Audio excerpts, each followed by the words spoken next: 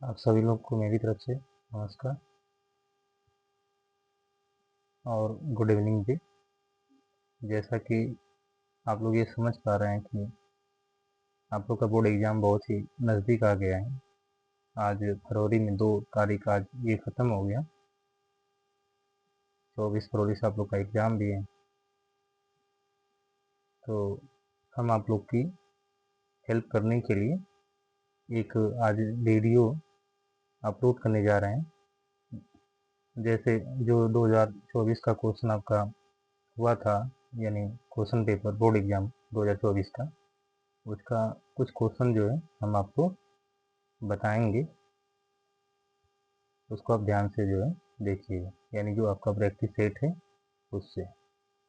पहले हम लोग ये समझ पाते हैं कि जो गणित का सिलेबस है उसमें कितने कितने नंबर का किस किस यूनिट से क्या क्या आता है वो देख पाते हैं। देखिएगा ध्यान से। देखिए, गणित कक्षा 12 एग्जाम 2024 और 25 का, यानी 2024 का ये आपका पेपर है। पहले हम लोग इस सिलेबस के बारे में देखते हैं क्या दिया गया है। ये दिया गया पाठ्यक्रम एवं अंक विभाजन, यानी जो आपका सिलेबस है उस सिलेबस में किस यूनिट से कितना कितना अंक देता है, कितने कितने अंक का सवाल आता है उसको यहाँ पर दिया गया है। देखिए, इकाई आपका जो फर्स्ट दिया गया है, यूनिट फर्स्ट जो दिया गया है, क्या लिखा गया है, संबंध तथा फलन, यानी रिलेशन एंड फंक्शन आपका दिया गया है। उससे कितने नंबर का सवाल पूछता है, 10 अंक का सवाल जो है आपसे पूछा जाता है। तो पहला जो चैप्टर है संबंध तथा फलन, और इसमें दूसरा जो चैप्टर है आपका प्रतिलोम त्रिकोणमिति फलन। इसका मतलब ये संबंध तथा फलन और इसके बाद प्रतिलोम त्रिकोणमिति फलन, ये दोनों मिलाकर आपका जो सवाल बनता है कितने नंबर का बनता है, 10 नंबर का बनता है, 10 अंक का। जैसा कि आप ये समझ पा रहे हैं, यहाँ पर हमने लिखे हैं कितना, 10 अंक। ठीक। इकाई सेकंड आपका जो दिया गया है, इससे आपका बीजगणित का सवाल बनता है, जिनमें आपका अंक कितने नंबर का बनता है, 15 अंक का बनता है, जिसमें चैप्टर का नाम है आप भी और उसके बाद सारणी, यानी मैट्रिक्स और डिटर्मिनेंट। इकाई आपका जो थर्ड दिया गया है,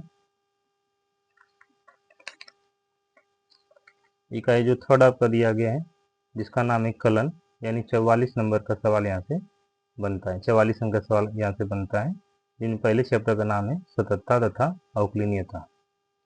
इसके बाद दूसरे चैप्टर का नाम है अवकलनों के अनुप्रयोग, और तीसरे चैप्टर का नाम है समाकलन, और इसके बाद चौथे चैप्टर का नाम है समाकलन के अनुप्रयोग, फिर इसके बाद अवकल समीकरण। एक बार फिर से हम रिपीट कर देते हैं। जो इकाई 3 है कलन यानी कैलकुलस, 44 नंबर का सवाल ये आपका पूछता है। सतत तथा अवकलनीयता, अवकलनों के अनुप्रयोग, समाकलन और समाकलनों के अनुप्रयोग, और अवकल समीकरण। इसके बाद इकाई आपका 4 जो है सदिश तथा त्रिविमीय ज्यामिति से सवाल आपका कितने नंबर का पूछता है, 18 नंबर का पूछता है, यानी 18 अंक का सवाल आपका ये आता है, जिसमें पहला नंबर है सदिश और दूसरा चैप्टर है त्रिविमीय ज्यामिति का परिचय। ये दोनों मिलाकर आपको 18 अंक के सवाल आपसे पूछे जाते हैं। इसके बाद आगे हम लोग इकाई 5 देख पाते हैं। इकाई 5 लीनियर प्रोग्रामन यानी रैखिक प्रोग्रामन दिया गया है, जिससे आपका सवाल बन पाता है कितने, 5 अंक का। ये क्वेश्चन इससे आपका क्या है, फिक्स होता है। इसके बाद अगला क्वेश्चन इकाई आपका जो आता है 6, जिसका नाम है प्रायिकता प्रोबेबिलिटी, वह आपका पूछा जाता है कितने अंक का, 8 अंक का सवाल यहाँ पर बनता है। तो ये आपका सिलेबस था जिसके बारे में हम लोग यहाँ पर क्या कर लिए, चर्चा कर लिए। इसको आप अच्छा से देख लीजिएगा। इसका मतलब आप इस सिलेबस को देखकर आपको ये पहचान लेना है कि किस किस से कितने अंक का सवाल आपका बनता है और सबसे ज़्यादा सवाल कहाँ कहाँ से बनता है। तो इसमें कुछ चैप्टर जो है कठिन भी होंगे, कुछ चैप्टर आसान भी होंगे। तो आप इस दोनों को मिलाकर आपको पास भी होना है और मैथ में एक अच्छा नंबर भी आपको लाना है। तो हम कोशिश करते हैं कि जो 2024 का जो सिलेबस आपका सिलेबस से क्वेश्चन पेपर हुआ था उसको हम करवा रहे हैं, कुछ क्वेश्चन उसको ध्यान से देखिए।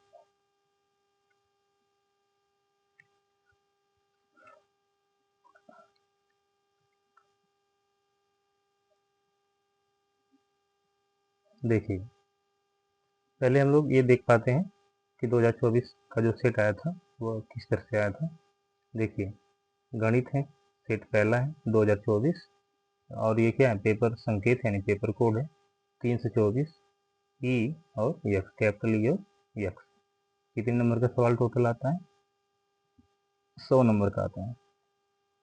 पहले हमें क्या करना है, प्रारंभ के 15 मिनट परीक्षार्थियों को प्रश्न पत्र पढ़ने के लिए निर्धारित है। यानी जो स्टूडेंट हैं परीक्षा में जब वह बैठने के लिए जाएंगे तो उसमें जब प्रश्न पत्र मिलेगा, यानी प्रश्न पत्र जब मिलेगा तो उनको 15 मिनट जो है मिलेगा, जो उनका पेपर होगा उसको पढ़ने के लिए मिलेगा। तो इसलिए वो पेपर को ध्यान से देखें।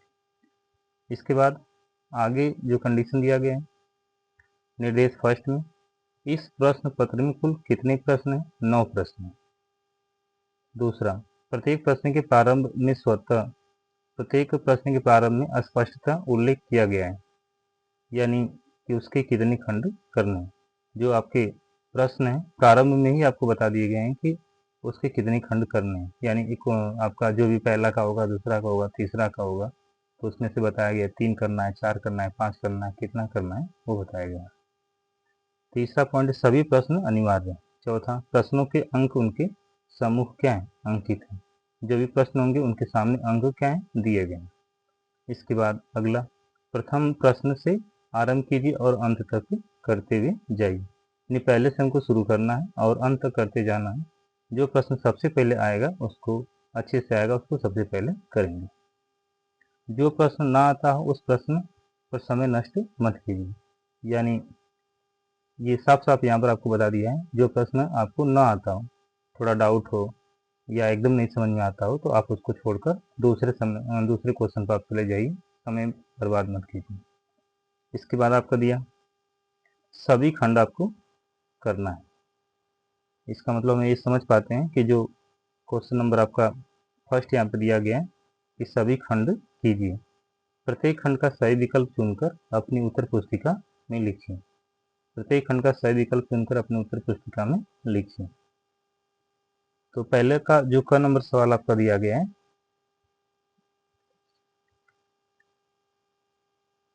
पहले का क नंबर जो सवाल आपका दिया गया है, यदि आदि कैपिटल ए और कैपिटल बी के क्रमशः कितना है, पी और क्यू गुणे आर है, तो ए बी का क्रम है। इसका मतलब एक बार सवाल को फिर से पढ़ते हैं। यदि आदि कैपिटल ए और कैपिटल बी के क्रमशः पी गुणे क्यू और क्यू गुणे आर है, तो ए बी का क्रम क्या होगा? तो ऑप्शन पहला दिया गया है पी गुणे आर गुणे पी, क्यू गुणे पी, और इनमें से कोई नहीं, जबकि 4 विकल्प यहाँ पर दिए गए हैं। तो ये किस तरह से लगेगा, देखिए यहाँ पर हम सबसे पहले ये समझ पाते हैं कि आव्यूह ए का क्रम क्या है, पी गुणे क्यू का है। आव्यूह बी का क्रम क्या है, क्यू गुणे आर का है। तो ए बी का क्रम हमको क्या करना है, ज्ञात करना है। तो हम ये निकाल सकते हैं कि ये क्रम क्या आ जाएगा, पी गुणे आर का आ जाएगा। ठीक है, इसलिए ऑप्शन हमारा क्या होगा, पहला सही होगा, पी गुणे आर का। दूसरा सवाल इसमें दिया गया, दूसरा सवाल इसमें दे दिया गया, किसी बिंदु पर रेखा y बराबर x प्लस 1 की ढाल वक्र y स्क्वायर बराबर 4x की ढाल के बराबर होगी। ढाल मतलब प्रवणता, स्लोप जो भी है। तो ऑप्शन 1, 2, 2, 1, फिर इसके बाद 1, -2, -1, 2 दिया है। तो इसका ऑप्शन कैसे सही होगा, देखिए आगे बताते हैं। सबसे पहले हम लोग मान लेते माना बिंदु x1, y1 है, और वक्र क्या दिया, y बराबर x प्लस 1। दूसरा दे दिया y स्क्वायर बराबर कितना, 4x दे दिया। तो सबसे पहले हम लोग ये पॉइंट ले लेते हैं कि y की जगह कितना, y1, और x की जगह कितना ले लेंगे, x1। तो ये मिलेगा y1 बराबर x1 प्लस 1 और y1 स्क्वायर बराबर 4x1 मिलेगा। वक्र फर्स्ट की ढाल dy बाई dx बराबर कितना, 1, या ऐसे भी पढ़ सकते हैं, वक्र फर्स्ट की ढाल dy by dx at x1, y1 equal to 1। यानी पहला जो ये दिया गया इसका डिफ्रेंशिएशन कर देंगे। तो y का differentiation d d of x to y equal x plus 1, यानी x का 1, 1 का 0 आ जाएगा। इसलिए इसकी वैल्यू कितना आ गया, 1 आ गया। वक्र सेकेंड की ढाल dy by D x at x1 comma y1 equal कितना 4/2y1, कितना आ गया 4/2y1। तो हम लोग निकाल सकते हैं यहाँ पर ये आपका x1 है, तो x1 का कंडीशन कितना आ जाएगा, या यहाँ से निकाल सकते हैं s का ddx कितना 1 आ जाएगा, और ये 2y और उसके बाद y का कितना y1 लिख सकते हैं, तो 4/2y1। प्रश्नानुसार 1 इक्वल टू 4/2y1, तो y1 बराबर कितना 2। इसका मतलब dy by D x at x1 comma y1 और dy by D x at x1 comma y1 ये दोनों का लेफ्ट क्या है बराबर है, तो हम बराबर का उठाव कर सकते हैं। 1 इक्वल टू 4/2y1, तो हम लोग 2 से इसमें मल्टीप्लाई कर लेंगे, चाहे 2 से 4 को डिवाइड कर लीजिए, तो y1 का मल्टीप्लाई करेंगे तो y1 इक्वल टू कितना आ जाएगा 2 आ जाएगा, तथा x1 बराबर कितना आ जाएगा 1 आ जाएगा। ठीक है, तो बिंदु कितना आ गया 1, 2 आ गया, तो इसलिए हमारा विकल्प कौन सा सही होगा 1, 2 का सही होगा। ठीक है, ये था आपका कौन सा पहला का ख नंबर। आगे देखिए,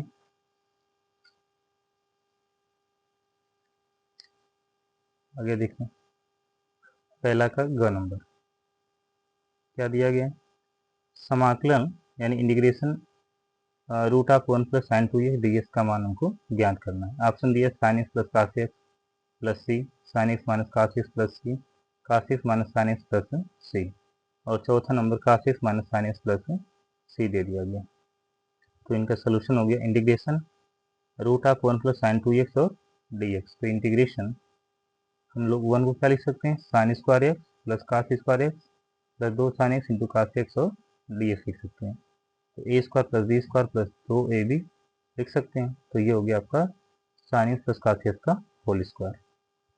इधर रूट है, इसका पावर भी कितना है 2 है, इसलिए 1/2 करेंगे तो 2 से 2 क्या होगा कट जाएगा, तो ये बचेगा sine x plus cos x और डी एक्स। साइन एक्स का इंटीग्रेशन माइनस कास एक्स और कास एक्स का इंटीग्रेशन साइन एक्स प्लस, इसको पहले कर देंगे और इसको बाद में कर देंगे, sine X minus cos X plus C. यहाँ पर ये कौन सा विकल्प सही हुआ, दूसरा नंबर सही हुआ। इसके बाद पहला का घन नंबर, यदि सदिश 5i cap minus lambda j cap प्लस 2k कैप और 2i cap plus 3j cap plus 4k cap एक दूसरे पर लंब है तो लेमडा का मान क्या होगा। ऑप्शन दिया 3, 4, 6 और 0। तो सबसे पहले जो दिया गया उसको लिख लेंगे 5i cap minus lambda j cap प्लस 2k कैप तथा 2i cap plus 3j cap plus कितना 4k कैप। दोनों सदिश परस्पर लंबवत हैं, तब उनका अदिश गुणन क्या होगा 0 के बराबर होगा।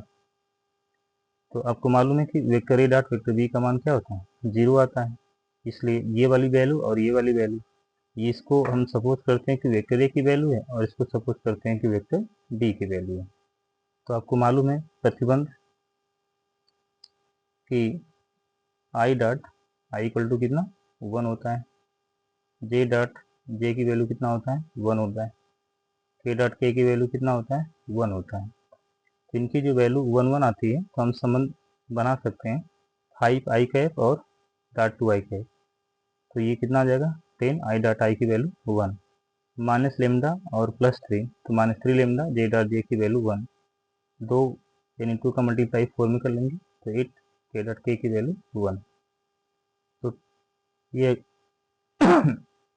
10 और 8 आ जाएगा, कितना आ जाएगा 18 आ जाएगा। माइनस 3 लेमडा को हम भेज सकते हैं इधर, या 10 और 8 को जोड़ के 18 को इधर भेजेंगे तो माइनस 18 माइनस दोनों तरफ कॉमन कर देंगे, 3 लेमडा इक्वल टू कितना आ जाएगा 18 आ जाएगा। ठीक है, कितना आ गया 5i cap minus lambda j cap प्लस 2k cap plus 2i cap plus 3j cap plus 4k cap equal to 0। Y dot i का मान 1, तो ये आपका 10 लेमडा और 3 माइनस 3 लेमडा और ये 8 इक्वल टू 0, तो 3 लेमडा इक्वल टू 18, ये कैंसिल हो जाएगा, लेमडा की वैल्यू कितना मिला 6 मिली, इसलिए ऑप्शन कौन सा सही होगा, ये थर्ड नंबर सही होगा। अगला सवाल पहला का अन्य अवकल समीकरण d2y अपन dx इक्वल कौन सा, ये ये आपका चौथा मूल है। X plus D Y by D x का होल पावर 2 का हमें क्या बताना है, घात बताना है। ऑप्शन पहला कितना दिया, 4, दूसरा 3, तीसरा 1, चौथा आपका 2 दे दिया। तो ये जो प्रतिबंध दिया गया है पहले इसको हमने यहाँ पर लिख लिया, T two upon D x two बराबर x plus D Y D x का होल पावर 2 और ये 1/4 आ गया। ठीक है, तो हम लोग करेंगे क्या, ये जो 1/4 है जब इधर जाएगा तो ये 4/1 आ जाएगा। इसका मतलब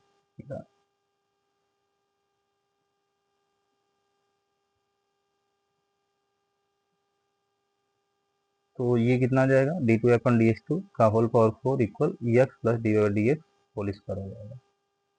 ठीक है, तो इसको लिख सकते हैं हम लोग, यहाँ पर 4 से 4 आपका कट जाएगा, X plus D Y by D x का होल पावर कितना बचेगा, 2 बचेगा। तो लिख सकते हैं X plus D Y by D x का whole square minus D two upon D x two का होल पावर 4 इक्वल टू 0। अब ये डिफरेंशियल आपका बन गया, तो हम समझ सकते हैं कि उच्चतम कोटि अवकलज क्या है, d two upon D x two है एवं इसकी घात कितना है, 4 है, यहाँ पे दिया भी है। तो अगर कोटि कितना आ गया, 2 आ गया और घात कितना आ गया, 4 आ गया। तो आपके सवाल में क्या पूछ रहा था, घात पूछ रहा था डिग्री, तो इसलिए हमारा विकल्प कौन सा सही होगा, पहला सही होगा। ठीक, आगे चलते हैं हम लोग।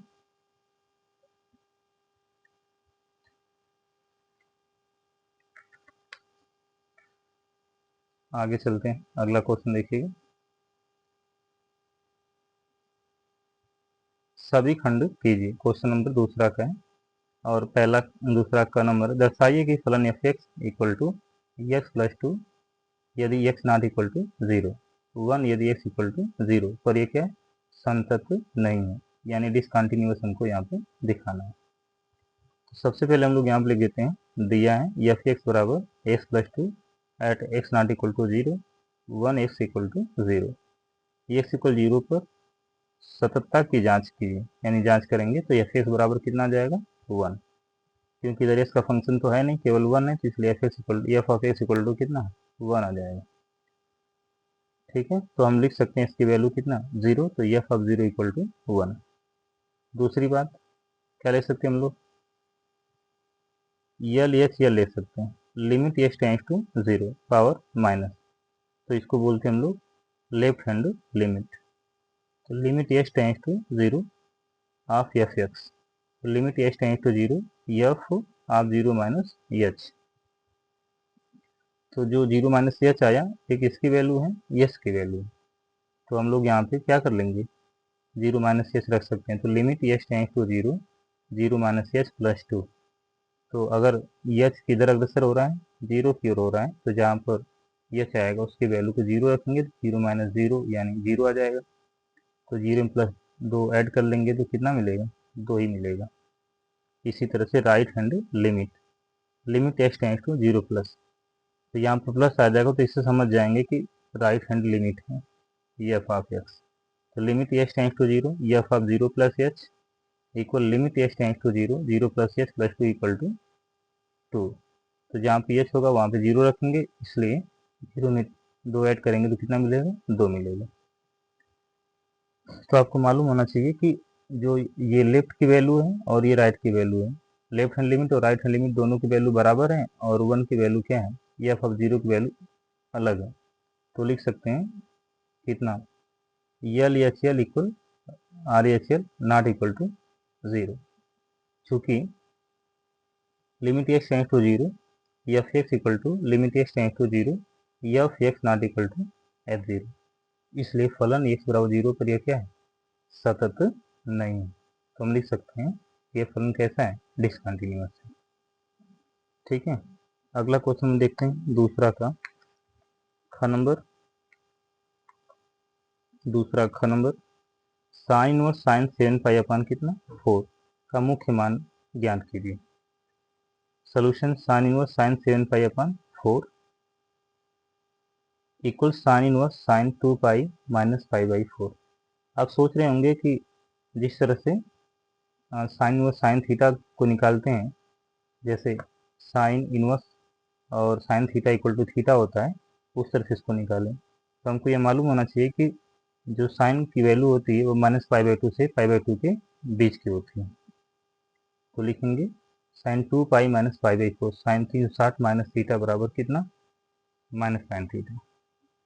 तो साइन इनवर्स -sin π/4, ठीक है। तो इस माइनस को हम लोग यहाँ पे लेके जाएंगे, क्योंकि साइन इनवर्स साइन -π/4, तो साइन माइनस थीटा बराबर क्या होता है, -sin थीटा। तो इसको हम इतना लिख सकते हैं, साइन इनवर्स साइन -π/4 इक्वल कितना, -π/4। ठीक, यहाँ पे कोई कन्फ्यूजन आप करना हो आप इसको लिख सकते हैं, sine inverse minus theta equal to -sin theta, -sin inverse theta, ठीक है। अगला क्वेश्चन, दूसरा का ग नंबर। यदि y equal to a to the power x plus b है तो सिद्ध कीजिए कि d2/dx2 minus dy/ds equal to 0, जहाँ a तथा b क्या है, अचर है। तो ये भी सवाल बहुत अच्छा है। तो सबसे पहले क्या करेंगे, जो ये दिया गया है उसको लिख लेंगे y equal to a to the power x plus b। दोनों पक्षों का समाकलन करने पर हम दोनों पक्षों को क्या कर देंगे, समाकलन करेंगे। तो dy/ds equal to a to the power x plus 0। तो dy/ds equal a to the power x, यानी इक्वेशन नंबर आपका कितना हो जाएगा, फर्स्ट हो जाएगा। पुनः दोनों पक्षों का समाकलन करने पर हम दोनों पक्षों का समाकलन करेंगे, तो ये कितना आ जाएगा, d2i/dx2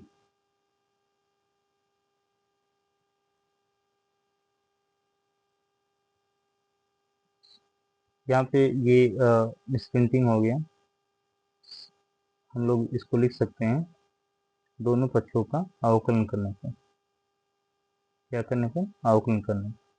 और यहाँ पर भी हम लोग लिख सकते हैं क्या करने पर, अवकलन करने, ठीक। y equal to a to the power x plus b, दोनों पक्षों का अवकलन करने पर, तो dy/ds equal a to the power x plus 0। ये कांस्टेंट है, यस है नहीं तो 0 आ जाएगा।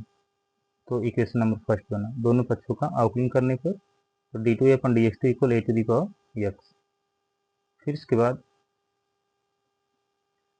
d2/dx2 इक्वल ये a to the power x ऐसी वैल्यू है, इक्वेशन नंबर फर्स्ट से dy/ds की वैल्यू है। तो हमने यहाँ पे लिख दिया समीकरण 1 से, जिसको हम लोग इधर भेज देंगे, क्योंकि हमको प्रूव करके इतना लाना है, d2/dx2 minus dy/ds equal to 0।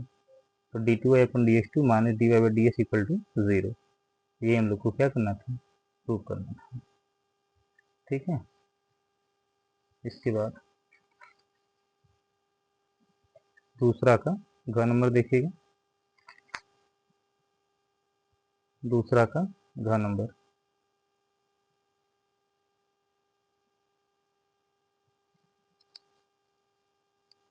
देखें, अवकल समीकरण dy/ds equal 1 plus x² 1 plus y² को हल कीजिए। तो यह है dy/ds equal to 1 plus x² 1 plus y²। तो ये अवकल समीकरण है, तो हम लोग dy का जो फंक्शन है y के साथ और ds का जो फंक्शन है x के साथ कर लेंगे। तो इसका क्रॉस मल्टीप्लाई कर लेंगे, 1 plus y² dy equal 1 plus x² dx, दोनों पक्षों का समाकलन करने पर। तो ये integration of 1 plus y² dy equal 1 integration of 1 plus x² dx। तो 1 का समाकलन कितना आ जाएगा, y के dy के सापेक्ष है तो y, और ये y स्क्वायर तो y to the power q/3 equal 1 का x और x स्क्वायर का x to the power q/3 plus कितना आ जाएगा, c आ जाएगा। आपको मालूम है कि इंटीग्रेशन का जो फार्मूला एक हम लोग यहाँ पे यूज करते हैं x to the power n ds का, तो x to the power n plus 1 बटे में n प्लस 1 लगाते हैं, ठीक है ना। तो ये आपका दूसरा के घ का ये आंसर हो गया।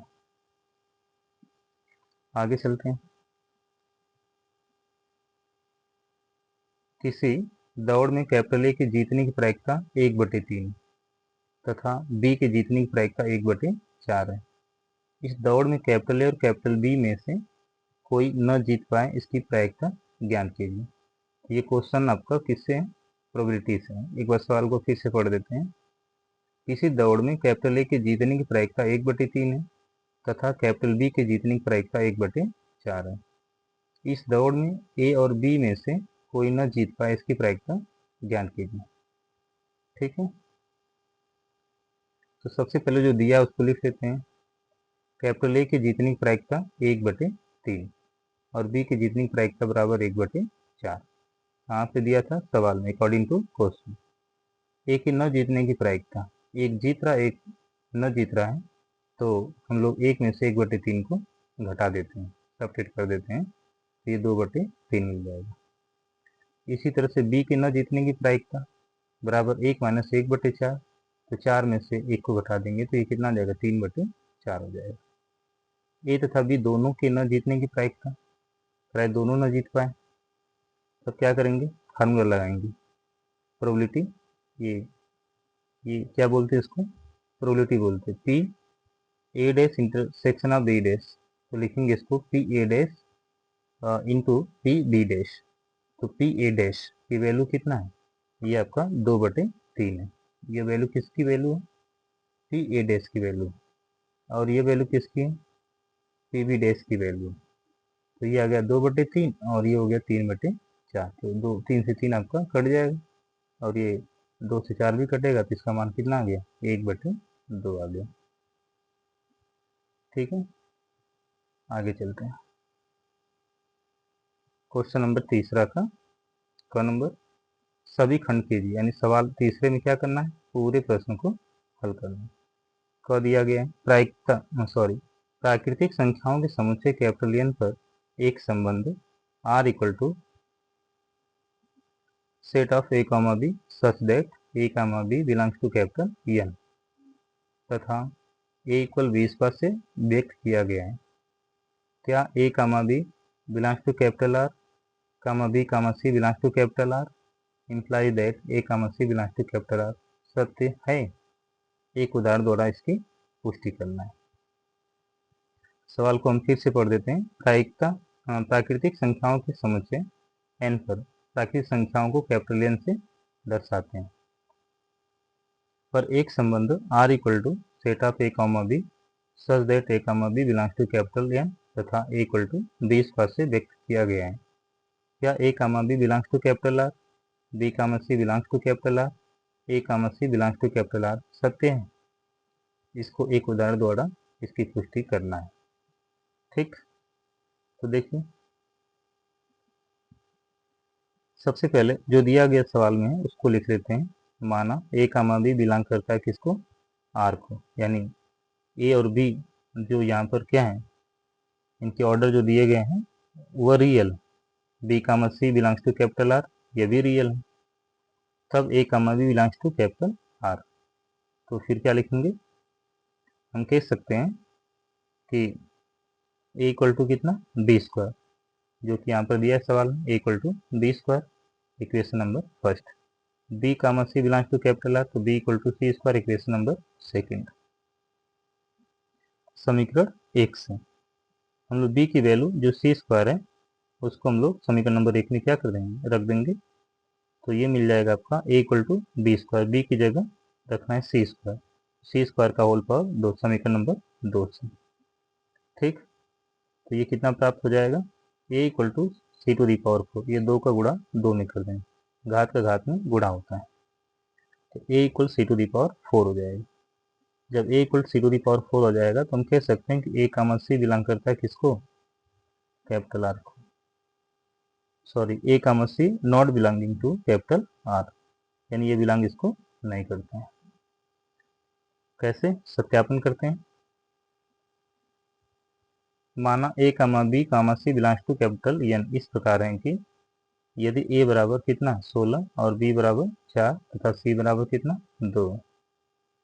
a बराबर 16 किसका वर्ग है? 4 का है, तो 4 का वर्ग 2 यानी 16। Imply that a equal to कितना आ गया? b स्क्वायर आ गया। a, b belongs to capital R तथा b equal to 4, b equal to कितना? 4, तो ये किसका है? 2 का वर्ग होता है, तो 2 घाते 2। तो हम लोग b इक्वल टू कितना लिख सकते हैं? c स्क्वायर लिख सकते हैं। जब b equal to c square लिख सकते हैं तो b, c बिलोंग करेगा किसको? R को, परंतु a की वैल्यू कितना है? 16 है, तो 16 को लिखने 2 घाते 4। जब ए इक्वल टू 16 है, बराबर कितना 2 घाते 4 है, तो हम लिख सकते हैं ए बराबर सी घाते कितना 4 लिख सकते हैं। इसलिए हम कह सकते हैं कि A comma C not belonging to capital R. A और सी बिलोंग नहीं करेंगे किसको, कैपिटल आर को। तो ये क्वेश्चन नंबर आपका कौन सा था, तीसरा का नंबर था। मुझे उम्मीद है कि आप लोग इस वीडियो को अच्छा से देखेंगे, और कहीं त्रुटि होगी तो आप उसको जरूर कमेंट बॉक्स में कमेंट करके बताइएगा। और एग्ज़ाम के तौर से ये प्रैक्टिस अच्छा ही होगा, आप लोग अच्छा से इसकी प्रैक्टिस कीजिएगा। धन्यवाद आप सभी लोगों को।